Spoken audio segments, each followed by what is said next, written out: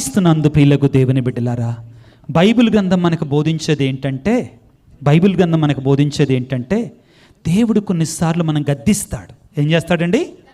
గద్దిస్తాడు. దేనికి ఆయన గద్దిస్తాడు అంటే మనం భయపెట్టడానికి కాదండి. దేనికి కాదు? భయపెట్టడానికి కాదు, మనల్ని తన ప్రేమ దగ్గరికి తీసుకొని రావటానికి, మరలా క్షమించటానికండి. దేవుడు మనం ఎంత ఘోర పాపులమైనా కానీ క్షమించే దేవుడే. మనలో ఏ ఒక్కడు నీతిమంతుడు లేడండి, ఏ ఒక్కడు కూడా నీతిమంతుడు లేడు. పునీత జెరోమ్ గారు, ఎవరండి? పునీత జెరోమ్ గారు చాలా గొప్ప పునీతుడు శ్రీ సభలో. ఆయన మొట్టమొదటిసారిగా ఇదిగో ఈ బైబిల్ని గ్రీకు భాష నుంచి ఈ లతీను భాషలోకి మార్చాడు. గ్రీకు భాష నుంచి ఈ బైబిల్ని లతీను భాషలోనికి, ఆ తర్వాత వివిధ భాషల్లోకి మార్చారు. చాలామంది, కొంతమంది ఏమంటారంటే బైబిల్ని ఆర్సిఎం వాళ్ళు దాచిపెట్టారంటారు. ఏం చేశారంట? దాచిపెట్టారట. మార్టిన్ లూథర్ అనేటువంటి వాడు వచ్చేసి బైబిల్ని బయటికి తీసుకొచ్చేసాడు అంటండి. భూమ్ అని మంత్రం పెట్టి బయటికి తీసుకొచ్చేసాడంట బైబిల్ని. పిచ్చిమొహాలు. తెలియంది ఏంటంటే 1527 నుంచి 30వ సంవత్సరం కాలంలో గూటెన్బర్గ్, ఎవరండి? జాన్ గూటెన్బర్గ్ అనే వ్యక్తి అచ్చు యంత్రాన్ని కనిపెట్టాడు. ఏం కనిపెట్టాడు? అప్పటి వరకు ప్రింటింగ్ ప్రెస్ లేదు. అప్పటి వరకు బైబిల్ ఎలా రాసేవాళ్ళు? మన కార్మెల్ నగర్లో క్లోయిస్టర్డ్ సిస్టర్లు ఉన్నారు. ఎవరు? కార్మెల్ ఆరం సిస్టర్లు ఉన్నారు. లోపల నుంచి బయటికి రారు, తెలుసా? చూసారా? బయటికి రారు కాబట్టి చూడదు కాదు, వాళ్ళని లోపలే ఉంటారు. ఆ విధంగా ఉండి ఫాదర్లు ఏం చేసేవాళ్ళంటే చేత్తోటి చెక్కేవాళ్ళండి. తాళపత్రాల మీద ఏం చేసేవాళ్ళు? చెక్కేవాళ్ళు. ఒక్క బైబిల్ రాయడానికంటే 2-3 సంవత్సరాలు పట్టేదండి. మొన్న ఈ మధ్యలో ఒక చిన్న వీడియో రిలీజ్ అయింది. ఏంటి ఆ వీడియో అంటే, ఒక సిస్టర్ గారు ఒక షార్ట్ రిలీజ్ అయింది. ఆ ఛానల్ మర్చిపోయా నేను, ఎవరిదో కానీ, నేను నా దాంట్లో కాదు, వేరే వాళ్ళ దాంట్లో. ఒక సిస్టర్ గారు బైబిల్ చేత్తోటి రాశారు. దేంతో రాశారు చూసారా? ఆ వీడియో చూసిన వాళ్ళు చేతులపైకి ఎత్తండి. ఓకే, కొంతమంది ఉన్నారు. ఒక ఫాదర్ గారు పక్క నుండి ఆమెతో మాట్లాడిచ్చారు. ఆ బైబిల్ రాయడానికి ఆమె కొన్ని నెలలు పట్టిందండి. అది పెన్ను పేపర్ ఉంటే మీరు ఊహించండి, తాళపత్రాల మీద చెక్కాలి, అది చెక్కుకుంటూ రావాలండి. అది రాయడానికి కొన్ని సంవత్సరాలు పట్టేది ఒక్క బైబిల్ రాయడానికి. కాబట్టి జాగ్రత్తగా కాపాడుకునేవాళ్ళు, బైబిల్ని జాగ్రత్తగా కాపాడుకునేవాళ్ళు. ఈ రోజున ప్రియులకు దేవుని బిడ్డలారా, దేవుని సన్నిధిలో ఉండి సవాలు చేసి చెప్తున్నా, ఏమిటి అంటే నూతన నిబంధనలో ఈ పుస్తకాలు ఉండాలి చెప్పింది ఎవరు? రోమన్ కథోలిక చర్చే.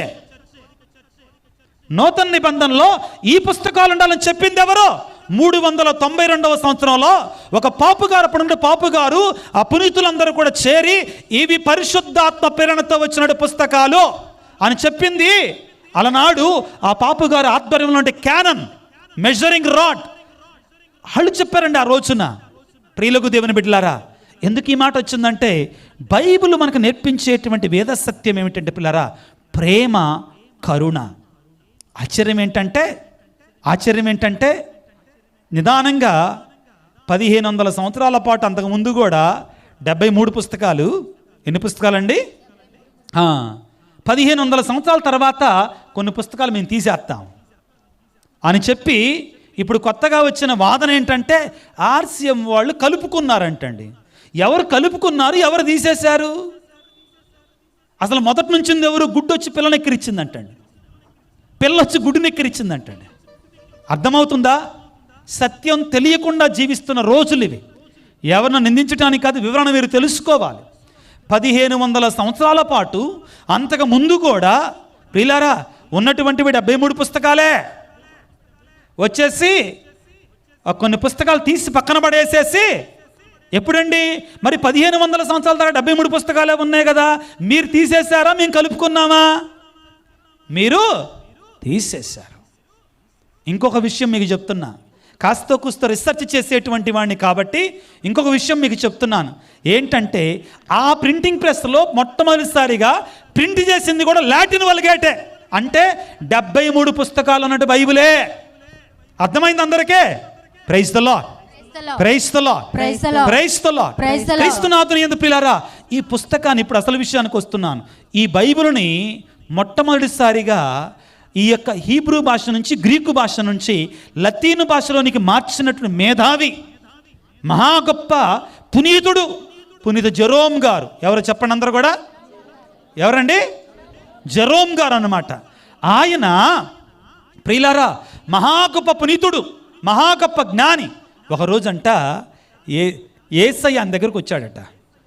పునీతుల దగ్గరికి వస్తారు కదా, దర్శనాల్లో వస్తారు. అంతోని వారి చేతుల్లో ఆడుకున్నారు, అంతోని వారి చేతుల్లో ఆడుకున్నారు పిల్లారా యేసయ్య. చాలామంది పునీతులకు దర్శనమిచ్చారు. పునీత ఫౌస్తినమ్మ గారికి ఆ దివ్యకారుణ్య మూర్తి కనబడ్డారు. వాళ్ళు పునీతులు, వాళ్ళతో మాట్లాడారు, వాళ్ళకి దర్శనాలు ఇచ్చారు. ఆ విధంగా జెరోమ్ గారి దగ్గరికి యేసయ్య వచ్చాడంట. ఒక రోజున వచ్చి అన్నాడట, జెరోమ్ జెరోమ్ చెప్పేసయ్య అన్నాడట. బాగున్నావా అంటే బాగున్నా యేసయ్య అన్నాడట. నువ్వు నాకు ఇవ్వడానికి నీ దగ్గర ఏముంది అన్నాడంట.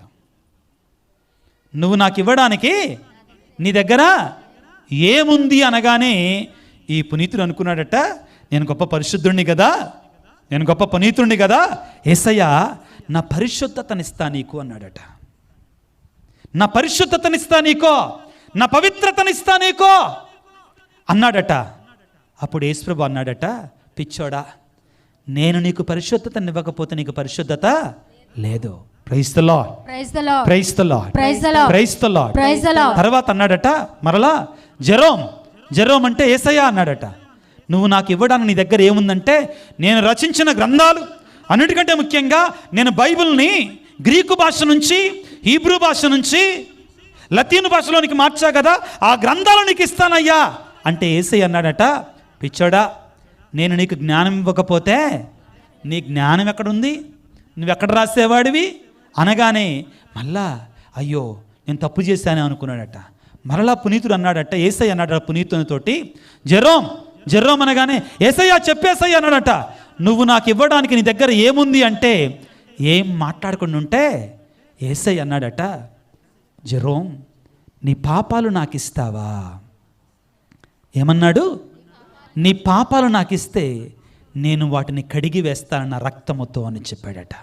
వెంటనే జెరోమ్ గారు, అయ్యో నేను పరిశుద్ధుడని గర్వంతో ఉన్నానే, నేను గొప్ప జ్ఞానినని గర్వంతో ఉన్నానే, నేను ఎంత గొప్పవాడినైనా కానీ ఒక పాపిని, నేనొక పాపిని అని మరిచిపోయానే అని యేసయ్యని అలా కౌగలించుకొని కన్నీరు మున్నీరుగా ఏడ్చి గుండెలు బాదుకుంటా, యేసయ్యా నేను పాపినయ్యా, నన్ను క్షమించయ్యా అని వేడుకున్నాడట. ప్రియులారా, మనలో నీతిమంతులం ఎవ్వరమలేం. నేను కూడా బలహీనుణ్ణే. నిన్ను నన్ను కూడా, నీ పాపాన్ని నా పాపాన్ని కూడా కడిగి వేసేవాడు ఆ యేసయ్యే. ఆ యేసయ్య మాత్రమే నీ పాపాన్ని నా పాపాన్ని కడిగి వేస్తాడు. నీవు నేను కన్నీటితో ఆయన దగ్గరికి వెళ్ళి మన పాపాన్ని ఆయన సన్నిధిలో అంగీకరించగలిగితే ప్రియులారా, యేసయ్య మనందరి పాపాలు కూడా కడిగి వేయడానికి సిద్ధంగా ఉన్నాడు. Praise the lord, praise the lord, praise the lord, praise the lord. లూకాసు వార్త 23వ అధ్యాయము, లూకాసు వార్త 23వ అధ్యాయము 39వ వచనాన్ని చదువుకుందాం పిల్లారా. ఇదిగో యేసయ్య సిలువ వేయబడ్డాడు, యేసయ్య సిలువ వేయబడ్డాడు. ఆ సిలువకి కుడివైపున ఒక దొంగవాడు, ఎడమ వైపున ఒక దొంగవాడు ఉన్నారు. ఇద్దరు దొంగలు ఉన్నారు. ప్రియులారా, ఆ ఇద్దరికి కూడా అవకాశం ఇవ్వబడుతుంది. ఏనికి? మారు మనసు పొందటానికి, హృదయ పరివర్తన చెందటానికి, యేసయ్య సన్నిధిలో పాపాన్ని ఒప్పుకోవడానికి, పశ్చాత్తాపం చెందటానికి దేవుడు అవకాశాన్ని ఇస్తున్నాడు. ప్రియులారా, గుర్తుపెట్టుకోండి, మంచి దొంగవానికి యేసయ్య ఎంత దూరంలో ఉన్నాడో, చెడు దొంగవానికి కూడా యేసయ్య అంతే దూరంలో ఉన్నాడో. ఏం జరుగుతుందో చూద్దాం పిల్లారా, చదువుకుందాం. సిలువ వేయబడిన నేరస్తులలో ఒకడు, నీవు క్రీస్తువు కదా, నీవు క్రీస్తువు కదా అయినచో అయితే నిన్ను నీవు రక్షించుకొని మమ్మల్ని కూడా రక్షించు అని ఆయనను నిందింపసాగాను. చింత చచ్చినా పులుపు చావల, చింత చచ్చినా పులుపు చావల. నేను లేస్తే మనిషిని కాదంటాడు. ప్రియులారా, సిలువ శిక్ష అనేటువంటిది దొంగలకి, దోపిడీగాళ్ళకి, భయంకరమైన పాపులకు వేసేటి. ఒక్క యేసయ్య మాత్రమే నీతిమంతుడిగా సిలువను మోసాడు. ఎవరి కోసం? మనందరి పాపాలు మోసుకుంటూ వేశాడు. అయితే ఆ సిలువ మీద వేలాడుతున్నటువంటి ఒక పాపి, ఒక దొంగ ఏమంటున్నాడు? యేసయ్య కళ్ళు చూచి యేసయ్యనే తప్పుపడుతున్నాడు. యేసయ్యనే తప్పుపడుతున్నాడు. ఏమంటున్నాడు? నువ్వు క్రీస్తువు కదా, నువ్వు క్రీస్తువు కదా. ఈ మాట ఎవరు పలికారు? ఎవరు పలికారండి ఈ మాటను? గట్టి చెప్పండి. ఎవరు పలికారు? నేను అంటాను సైతాను పలికింది అంటానండి. ఎవరు పలికారు? ఎందుకంటే యేసు ప్రభు సిలువను మొయ్యకూడదు, యేసయ్య సిలువను మొయ్యకూడదు అని సైతాను ఆది నుండి అంతం వరకు కూడా ప్రయత్నం చేశాడు. ఎందుకంటే యేసు ప్రభు సిలువను మోస్తే, యేసు ప్రభు సిలువలో మరణిస్తే సైతాను యొక్క ఆటలు చెల్లవు. కాబట్టే పేతురు గారి ద్వారా మత్తయి శుభవార్త 16వ అధ్యాయంలో చదవాల్సిన అవసరం లేదు, సమయం లేదు, ముగింపుకు వస్తున్నా. ప్రియులారా, ఇదిగో పేతురు గారి ద్వారా ఇదిగో ఏమన్నాడు? యేసయ్య నీకు సిలువ వద్దు, నీకు సిలువ వద్దు. ఈ చెడ్డ దొంగ వాని ద్వారా ఏమంటున్నాడు? క్రీస్తువు అయితే, నీవు క్రీస్తువు అయితే. ఈ మాట ఎక్కడో విన్నట్టుందే. ఈ మాట నువ్వు దేవుని కుమారుడు అయితే, ఈ మాట ఎక్కడో విన్నట్టుందే. మనం ఎక్కడ విన్నాం? తపస్సు కాలపు మొదటి ఆదివారం రోజే విన్నాం. అవునా కాదా? ఏమన్నాడు? నీవు దేవుని కుమారుడు అయితే ఈ రాళ్ళని. సాతానుడు ఇప్పుడు శోధిస్తూనే ఉందండి యేసు ప్రభువుని సిలువ ఎక్కకుండా ఈ లోకానుసారమైన మనిషిగా ఉంచటానికి. Praise the lord, praise the lord, praise the lord, praise the lord, praise the lord, praise the lord. ఇక్కడ కూడా అంటున్నాడు సిలువను దించటానికే. నువ్వు దేవుని కుమారుడు అయితే సిలువను దిగిరా, సిలువ నుంచి దిగిరా. ఇతను మాత్రమే కాదు, సిలువ వేయబడ్డప్పుడు అటు ఇటు వెళుతున్నప్పుడు అతని కళ్ళు సిలువ కళ్ళు చూసినటువంటి వాళ్ళు అనంట ఎగతాళి చేస్తారు. అంట దిగిరా. సైతానుడు చేసేటువంటి మాట. నువ్వు ఏమంటున్నాడు? నువ్వు దేవుని కుమారుడవైతే, నీవు క్రీస్తువైతే. మనం కూడా అంటాం కొన్నిసార్లు,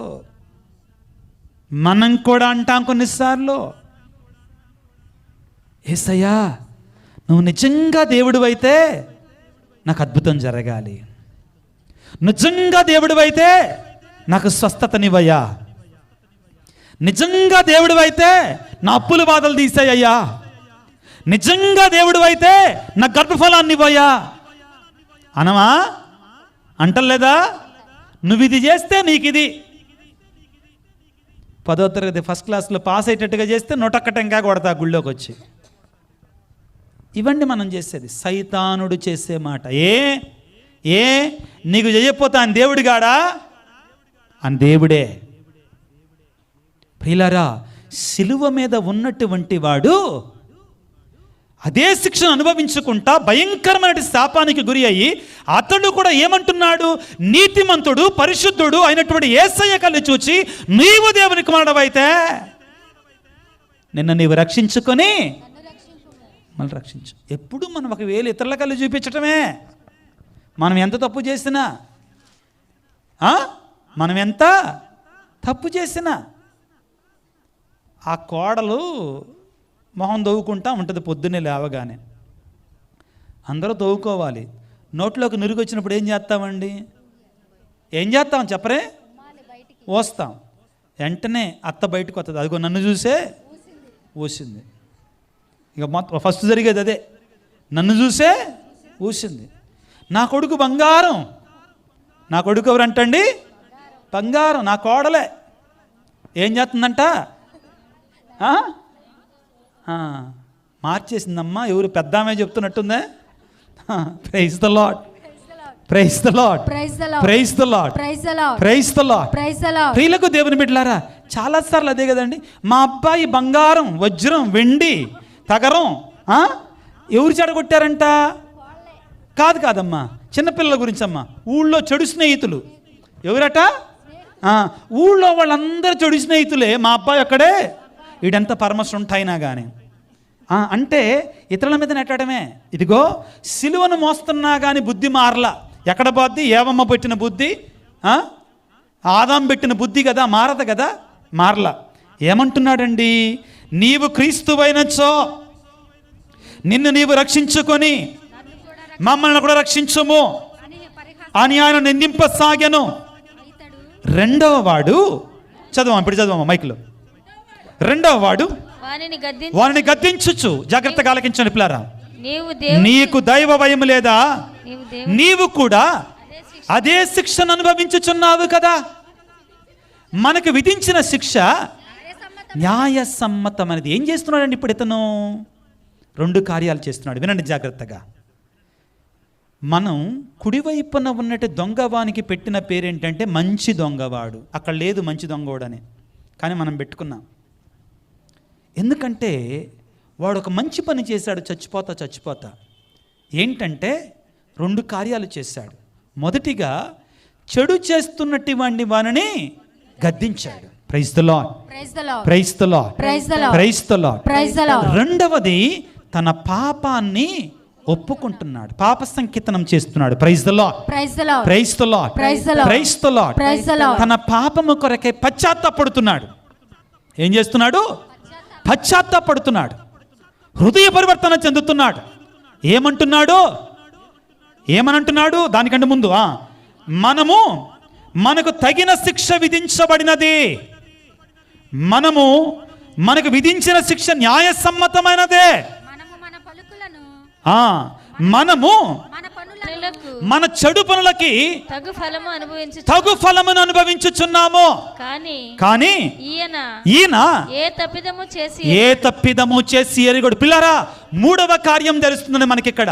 మొదటిగా ప్రక్కనున్నటువంటి వాడు తప్పు చేస్తుంటే గద్దించాడు. రెండవది తన తప్పుని అంగీకరించాడు.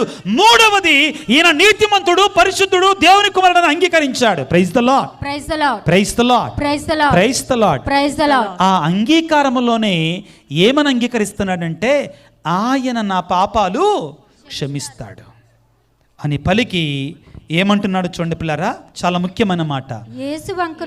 యేసు వంకకు తిరిగి యేసయ్యా, నీవు నీ రాజ్యములో ప్రవేశించినప్పుడు నన్ను జ్ఞాపకముంచుకొనుము అని విన్నవించను.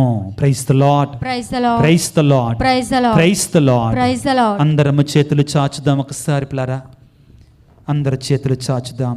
యేసయ్యా, అందరు గట్టిగా చెప్పండి. యేసయ్యా, యేసు రాజా, నేను పాపినయ్యా, నేను ద్రోహినయ్యా, నన్ను క్షమించు తండ్రి, నన్ను మన్నించు నాయనా, నా పాపాలు మన్నించు నాయనా, నా దోషాలు మన్నించు నాయనా, నా పాపాలు క్షమించు తండ్రి, నా దోషాలు క్షమించు తండ్రి. యేసయ్యా, ఓ యేసు రాజా, ఓ దావీదు కుమారా, నీ రాజ్యములో నన్ను జ్ఞాపకముంచుకో తండ్రి, నన్ను జ్ఞాపకముంచుకో యేసయ్యా, నన్ను మన్నించు నాయనా, నా పాపాలు కడిగి వెయ్యి తండ్రి, నా దోషాలు మన్నించు నాయనా. Praise the lord, praise the lord, praise the lord. యేసయ్యా, ఓ యేసు రాజా, నీ సిలువ రక్తముతో, నీ పరిశుద్ధ రక్తముతో నా పాపాలు కడిగి వెయ్యి తండ్రి, నా దోషాలు కడిగి వెయ్యి తండ్రి. నన్ను క్షమించు నాయనా, నన్ను క్షమించు తండ్రి, నన్ను మన్నించు తండ్రి. Praise the lord, praise the lord, praise the lord, praise the lord, praise the lord. క్రీస్తునాథుని యందు మిక్కిలి ప్రియులకు దేవుని బిడ్డలారా, సహోదరి సహోదరులారా, సిలువ మీద 2 వ్యక్తులు ఉన్నారు యేసయ్య ప్రక్కన. ఒక ప్రక్కన చెడ్డ దొంగవాడున్నాడు, మరొక ప్రక్కన మంచి దొంగవాడు ఉన్నాడు. దేవుడిచ్చినటువంటి అవకాశాన్ని సద్వినియోగం చేసుకున్నాడు మంచి దొంగవాడు. రెండవ దొంగవాడు దేవుడిచ్చిన అవకాశాన్ని కాలరాశాడు, నెట్టివేశాడు, దానిని కూడా పోగొట్టుకున్నాడు. ఈ రాత్రికాల సమయంలో దేవుడు అడుగుతున్నాడు, నీవు ఏ దొంగవాని వలె ఉన్నావో? నీవు ఏ దొంగవాని వలె ఉన్నావో? ఈ తపస్సు కాలం అనేటువంటి గొప్ప అవకాశాన్ని దేవుడు నీకు ఇస్తున్నాడు. యేసయ్య ప్రియులారా, ఆ మంచి దొంగ వానికి ఎంత దూరంలో ఉన్నాడో చెడ్డ దొంగ వానికి కూడా అంతే దూరంలో ఉన్నాడో. మారు మనసు ప్రియులారా, మంచి దొంగ వానికి ఎంత దూరంలో ఉన్నదో చెడ్డ దొంగ వానికి కూడా అంతే దూరంలో ఉన్నదే. మంచి దొంగ వాడు మారు మనసు పొందాడు, చెడ్డ దొంగ వాడు ఇదిగో హృదయ పరివర్తన లేకుండా నాశనమైపోయాడు. ప్రియులకు దేవుని బిడ్డలారా, ఈ రాత్రికాల సమయంలో నువ్వు ఎటువంటి వాని వలె ఉందామనుకుంటున్నావు? కన్నీరు కార్చగలిగితే, హృదయ పరివర్తన చెందగలిగితే, నీ పాపాన్ని అంగీకరించగలిగితే నీవు కూడా మంచి దొంగ వానిలాగా మారే అవకాశాన్ని ఈ రాత్రే యేసయ్య నీకు ఇవ్వబోతున్నాడు. ప్రియులారా, ఆ దొంగవాడేమన్నాడు? అయ్యా, నీవు నీ రాజ్యములో ప్రవేశించినప్పుడు నన్ను జ్ఞాపకం ఉంచుకో. యేసయ్యమన్నాడు, నేను నా రాజ్యములో ప్రవేశించినప్పుడు అల్లా, అప్పుడు దాకా లేదు. నువ్వు పశ్చాత్తాప పడితే చాలు, హృదయ పరివర్తన చెందితే చాలు. ఇప్పుడే ఈ క్షణంలోనే. యేసయ్య ఆగడండి, యేసయ్య ఆగడు. నీవు 2 చేతులు చాచి కన్నీటితో ప్రార్థన చేస్తే బిడ్డ అంటూ పరిగెట్టుకుని వస్తాడు. పేతురు మునిగిపోతున్నాడు, సముద్రములో మునిగిపోతున్నాడు, పాపం అనే సముద్రములో మునిగిపోతున్నాడు. యేసయ్య నేను మునిగిపోతున్నాను ఆయన ఒక్క మాట అన్నాడు. వెంటనే ఏం చేశాడు యేసయ్య? చెయ్యి పట్టుకొని పైకి లేపాడు. నీవు కూడా 10 ఆజ్ఞలకు వ్యతిరేకముగా చెప్పనలవకనటువంటి చెడు జీవితంలో మునిగిపోతున్నావా? యేసయ్య తన చేతినివ్వడానికి సిద్ధముగా ఉన్నాడు. నువ్వు చేయాల్సిందల్లా ఆ యేసయ్య కల్లి ఒక్కసారి చూసి, దావీదు కుమారా యేసయ్య నన్ను కరుణించయ్యా. అందరం మోకరించుదాం ప్రియులకు దేవుని బిడ్డలారా, అందరూ చేతులు జోడించుదాం పిల్లారా. చిన్న ప్రార్థన, ముగింపు ప్రార్థనలో ఏకీభవించుదాం. సర్వశక్తిమంతుడా, సర్వోన్నతుడా, యేసు రాజా, శక్తిమంతుడా, పరమవైద్యుడా, దైవ కుమారా, నీకు స్తోత్రాలు ప్రభువా. ఇప్పటి వరకు కూడా నీ యొక్క వాక్యాన్ని ఆలకించేటువంటి ధన్యత మాకు ఇచ్చినందుకు మీకు స్తోత్రాలు ప్రభువా. మేమందరం కూడా నశించిపోకుండా ఉండాలని, హృదయ పరివర్తన చెందాలని, నీ సన్నిధికి రావాలని నువ్వు కోరుకుంటున్నావు ప్రభువా. మా పాపాలను క్షమించేవాడవు నీవే, మా పాపముల కొరకే సిలువలో మరణించినటువంటి వాడవు నీవే దేవా. ఈ రాత్రికాల సమయంలో నీ సన్నిధికి వచ్చినటువంటి ఈ నీ బిడ్డలందరిని దీవించండి ప్రభువా, ఆశీర్వదించండి తండ్రి. నీ గాయపడిన హస్తములతో ప్రభువా, అనారోగ్యముతో బాధపడుతున్న ప్రతి బిడ్డను ప్రభువా ఈ క్షణములో తాకండి ప్రభువా, ఈ క్షణంలో తాకండి ప్రభువా, స్వస్థపరచండి ప్రభువా, దీవించండి నాయన, ఆశీర్వదించండి ప్రభువా, అభిషేకించండి ప్రభువా. ఎంతో మంది బిడ్డలు ప్రభువా వివిధ రకాలైన వేదనలతో బాధలతో వస్తున్నారు ప్రభువా. కుటుంబంలో శాంతి సమాధానట్టు వారికి, భార్యాభర్తల మధ్యలో సఖ్యత లేనటువంటి వారికి సఖ్యత దయచేయండి ప్రభువా. ఇప్పటి వరకు నీ బిడ్డలు నీ సన్నిధిలో ఉన్నారయ్యా. ఏ బిడ్డ ఒట్టి చేతులతో వెళ్ళకూడదు నాయన, ఏ బిడ్డ ఒట్టి చేతులతో వెళ్ళకూడదు నాయన. ఈ రాత్రికాల సమయంలో నువ్వు దీవించేవాడవయ్యా, నువ్వు ఆశీర్వదించేవాడవయ్యా. చదువుకునే బిడ్డలకు మంచి జ్ఞానాన్ని ఇవ్వండి నాయన ప్రభు. యవ్వన ప్రాయములు ఉన్నటువంటి స్త్రీ పురుషులందరినీ దీవించండి నాయన. ఉద్యోగాల కొరకై, పరీక్షల కొరకై సిద్ధపడుతుండగా చక్కని జ్ఞానముతో నింపండి నాయన. ఓ యేసు రాజా, అనారోగ్యముతో బాధపడుతున్న బిడ్డ పరిపూర్ణమైన ఆరోగ్యముతో నింపండి నాయన. ఉద్యోగం కొరకై ఎదురు చూస్తున్న బిడ్డలను ఉద్యోగాలు దయచేయండి ప్రభువా. గర్భఫలం కొరకై వేస్తున్నటువంటి స్త్రీలను ప్రభు గర్భఫలను ఆశీర్వదించండి నాయన ప్రభువా. జీవితంలో ప్రభు స్థిరము లేనటువంటి వారికి స్థిరత్వాన్ని దయచేయమని వేడుకొనిచున్నాము తండ్రి. చిన్నారి బిడ్డలను దీవించండి, వృద్ధాప్యంలో ఉన్నటువంటి వారిని దీవించండి ప్రభువా. నాయన ప్రత్యేకమైన రీతిలో ప్రభువా మా విచారణ గురువుల కొరకే ప్రార్థన చేస్తుండగా వారిని దీవించండి ప్రభువా. ఈ శ్రమల కాలంలో రాత్రనగా పగలనక మీ సేవ చేస్తున్నటువంటి మా గురువులను ప్రభువా మీరు కాపాడండి ప్రభువా, దీవించండి నాయన. ఆత్మవరింశం వారిని నింపండి నాయన. వారి ద్వారా మా సంఘాలలో నూతనమైన ఉత్తేజాన్ని తీసుకురండి ప్రభువా. సంఘ కాపరులు, ఉపదేశ మాస్టర్లను దీవించండి నాయన. మా మధ్యలోనికి వచ్చినటువంటి సిస్టర్స్ను ప్రత్యేకంగా దీవించండి నాయన. వారు చేస్తున్న సేవను మీరు దీవించండి నాయన. వారి ద్వారా ఎంతో మందికి మీరు మేలు చేయండి నాయన, మంచిని చేయండి నాయన. మా సంఘ పెద్దలను దీవించండి, మరిదల సభ్యులను దీవించండి. ముఖ్యంగా ప్రభువా, దీక్షను తీసుకున్న బిడ్డల కొరకే ప్రార్థన చేస్తుండగా వారందరిని దీవించండి, ఆశీర్వదించండి. ఈనాడు ప్రభువా, ఎవరైతే ప్రభువా ఇదిగో ఈ సువార్త కూటాల కొరకై సహాయం చేశారో, సహాయం చేస్తున్నారో, ఆర్థికంగా తోడ్పడుతున్నారో ఆ కుటుంబాలను దీవించండి ప్రభువా. లైటింగ్ పెట్టినటువంటి వారిని దీవించండి, మ్యూజిక్ వేస్తున్నటువంటి వారిని దీవించండి, సహకరిస్తున్నటువంటి వారందరిని కూడా ఆశీర్వదించమని, పాటలలో సహకరించినటువంటి వారందరూ దీవించండి నాయన. మరొకసారి ప్రభువా, నీ సన్నిధికి వచ్చిన ప్రతి బిడ్డను పేరు పేరు వరుసన దీవించి ఆశీర్వదించి కాచి కాపాడి సంరక్షించమని మా నాథుడైన క్రీస్తు ద్వారా వేడుకొనుచున్నాము తండ్రి. Amen. Praise the lord, praise the lord, praise the lord, praise the lord. శిరమును వంచుడి వినయము తోడా, నీ మాయాద్భుత వరవాహినికి శిరమును వంచుడి వినయము తోడా, నూతన ఆరాధన ప్రజ్వలింప గోపము నీదు పాతవ పందము పంచేంద్రియములు గ్రహించగలు విశ్వాసమిగా దైవ రహస్యం. శిరమును వంచుడి వినయము తోడా, పరమ పితామా పాలక జయము జయము రక్షక జేసువు నాకు పరమ పవిత్ర స్పిరితు సాంతు యుగ యుగములకు స్తుతి కలుగుతం. శిరమును వంచుడి వినయము తోడా. పరలోకము నుండి మీ ప్రజలకు దివ్యాహారమునిచ్చితిరి. ఇందులో మాధుర్యమునే ఉన్నది. ప్రార్థించుదము. ఓ సర్వేశ్వర, ఈ అద్భుత ద్రవ్యానుమానము ద్వారా మీ పాటుల జ్ఞాపక చిహ్నమును మా కోసంగా చిత్తగించితిరే. మీ దివ్య శరీర రక్తముల పరమరహస్యములను మేము భక్తి శ్రద్ధలతో పూజింపను. మీ రక్షణ ఫలితమును మేము నిరంతరము చవి చూడను.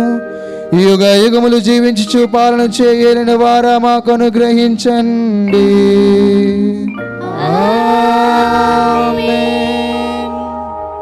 అందరు మోకరించండి, ప్రతి ఒక్కరు మోకరించాలి, అందరు మోకరించాలి. మోకరించి చివరి ఆశీర్వాదం, మహా ఆశీర్వాదాన్ని పొందుకుందాం. ఇది అసలైనటువంటిది.